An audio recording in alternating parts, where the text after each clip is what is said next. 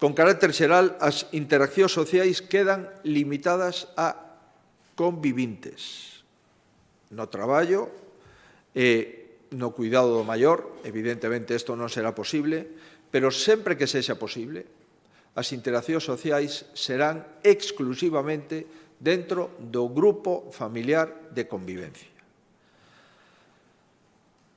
Non se mesturen fora as persoas que non conviven na mesma casa.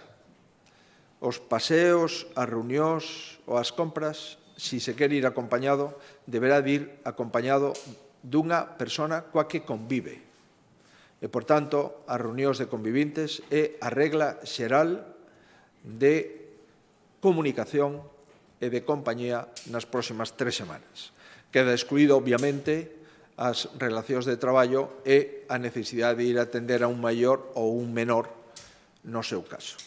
En segundo lugar, a mobilidade redúcese ao propio concello.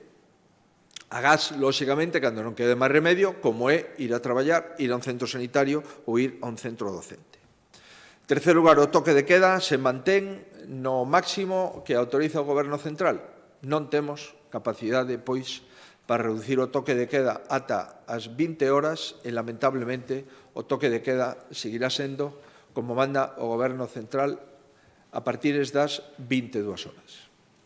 As actividades esenciais que quedan permitidas son as seguintes: a sanidade, a educación, o cuidado dos maiores e menores, o traballo e o comercio, cos condicionantes que de seguido paso a comentarlle en relación ao comercio.